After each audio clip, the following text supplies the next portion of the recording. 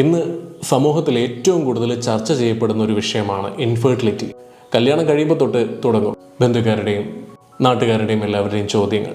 കുഞ്ഞായില്ലേ, കുഞ്ഞിനെ നോക്കുന്നില്ലേ, നിങ്ങൾ അതിനുവേണ്ടി ശ്രമിക്കുന്നില്ലേ, ഭാര്യയ്ക്ക് എന്തെങ്കിലും കുഴപ്പമുണ്ടോ, ഭർത്താവിന് എന്തെങ്കിലും കുഴപ്പമുണ്ടോ? സത്യത്തിൽ ഏതൊരു വ്യക്തിയും ആഗ്രഹിച്ച് ചെയ്യേണ്ട ഒരു കാര്യമാണ് ജീവിതത്തിൽ ഒരു കുഞ്ഞുണ്ടാവുക എന്നൊക്കെ പറയുന്നത്. പക്ഷേ ഇതൊരു സോഷ്യലി കൺസ്ട്രക്റ്റഡ് ആയിട്ട് ചില വാല്യൂസ് ഒക്കെ രൂപപ്പെട്ട് ഇത് കല്യാണം കഴിക്കുന്ന എല്ലാ വ്യക്തികളിലും വേണ്ട ഒരു കാര്യമാണ് എന്ന് അടിച്ചേൽപ്പിക്കപ്പെടുന്ന ഒരു കാലഘട്ടത്തിലാണ് നമ്മൾ ഇന്ന് ജീവിച്ചു പോയിക്കൊണ്ടിരിക്കുന്നത്. വളരെ കാലമായിട്ട് ഈ ഒരു സ്റ്റിഗ്മ നമ്മുടെ സൊസൈറ്റിയിൽ നിൽക്കുന്നുണ്ട്. അപ്പോൾ ഈ ഒരു കാര്യം ആളുകളുടെ ജീവിതത്തിൽ എത്രത്തോളം അവരുടെ മാനസിക ആരോഗ്യത്തെ എഫക്റ്റ് ചെയ്യുന്നുണ്ട് എന്നുള്ള ഒരു കാര്യം. ശരിക്കും ഒരു കുഞ്ഞുണ്ടാവുക എന്ന് പറയുന്നത് വളരെ സന്തോഷമുള്ള ഒരു കാര്യമൊക്കെ ആയിട്ട് നമുക്ക് കണക്കാക്കാമെങ്കിലും ആ ഒരു പ്രൊസീജിയറിലൂടെ കടന്നു പോവുക എന്ന് പറയുന്നത് വളരെ ബുദ്ധിമുട്ടുള്ളൊരു കാര്യമാണ്. ഓരോ കാലഘട്ടത്തിലും അവരുടെ ജീവിത നിലവാരത്തിനനുസരിച്ച് അല്ലെങ്കിൽ കാലഘട്ടത്തിനനുസരിച്ച് അടിച്ചേൽപ്പിക്കപ്പെടുന്ന ചില നിയമങ്ങളും നിബന്ധനകളും ഉണ്ട്. ഇങ്ങനെയായിരിക്കണം. പണ്ട് ഒരു പീരിയഡ്സ് ഒക്കെ ആയി കഴിഞ്ഞിട്ടുണ്ടെങ്കിൽ സ്ത്രീകളെ ഈ പറയുന്ന മറ്റു മുറികളിലേക്കൊക്കെ മാറ്റി പാർപ്പിക്കുന്ന, വീടിന് പുറത്താക്കപ്പെടുന്ന സിറ്റുവേഷൻസ് ഉണ്ടായിരുന്നത് പോലെ തന്നെ കാലഹരണപ്പെടേണ്ട ചില ദുരാചാരങ്ങളിലൊക്കെ പെട്ടതുപോലെയാണ് ഈ നിർബന്ധിതമായിട്ട് ഒരു സ്ത്രീ ഗർഭം ധരിക്കണം, പ്രസവിക്കണം, ഒരു കുഞ്ഞിനെ പോറ്റണം എന്നൊക്കെ പറയുന്നതും. ഒരു കുഞ്ഞ് അവനവന് വേണ്ടിയിട്ടുള്ളതായിരിക്കണം, അവനവന് ആഗ്രഹം ഉണ്ടാവേണ്ടതാണ് കുഞ്ഞ് എന്ന് പറയുന്നത്. പക്ഷേ ഇൻഫെർട്ടിലിറ്റിക്ക് വേണ്ടി അല്ലെങ്കിൽ ഇപ്പോൾ PCOD, PCOS അല്ലെങ്കിൽ സ്പെം കൗണ്ട് കുറവ്, അല്ലെങ്കിൽ കണ്ടിന്യൂസ് ആയിട്ട് അബോർഷൻ ഉണ്ടാവുക, ഇപ്പം യൂട്രസ് വാളിന് തിക്നെസ് കുറവാണ്, ക്യാരി ചെയ്യാൻ ബുദ്ധിമുട്ടുണ്ട്, ആ ഒരു ലേഡിയുടെ ഏജ്, പല ഫാക്ടേഴ്സും കൂടി ചേർന്ന് ഒരു ഫെർട്ടിലൈസേഷൻ നടക്കാൻ യാതൊരു ചാൻസും ഇല്ലാത്ത ഒരു അവസ്ഥയിൽ പോലും തനിക്കൊരു കുഞ്ഞിന് ജന്മം നൽകാനായിട്ട് സാധ്യതയില്ല എന്നറിയുമ്പോൾ വളരെയധികം സ്ട്രെസ്ഫുൾ ആകുന്നു. അവരൊരു ഡിപ്രഷൻ കണ്ടീഷനിലേക്ക് പോകുന്നു.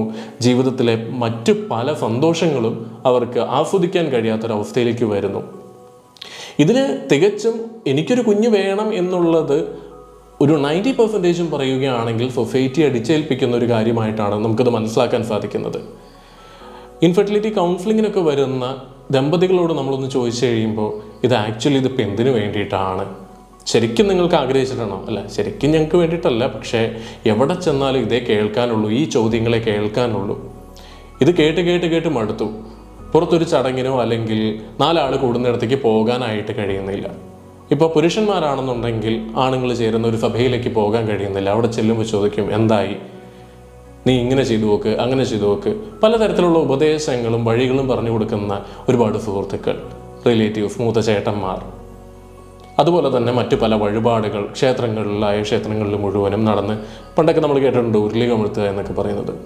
ഇത് എത്രത്തോളം ഒരു വ്യക്തിയുടെ ജീവിതത്തിലെ സന്തോഷമുള്ള അല്ലെങ്കിൽ സന്തോഷിക്കേണ്ട നിമിഷങ്ങളെ മുഴുവനും ഇല്ലാതാക്കുന്നു എന്ന് നമ്മൾ ആലോചിക്കേണ്ടിയിരിക്കുന്നു. ശരിക്കും ഒരു കുഞ്ഞിന് ജന്മം നൽകുക എന്ന് പറയുന്നത് ഭാര്യയും ഭർത്താവും ചേർന്നെടുക്കേണ്ട ഒരു തീരുമാനമാണ്. അതല്ലാണ്ട് ഒരിക്കലും ഒരു സൊസൈറ്റി പറയുന്നത് കൊണ്ടോ അല്ലെങ്കിൽ കുടുംബക്കാർ പറയുന്നത് കൊണ്ടോ എടുക്കേണ്ടതല്ല.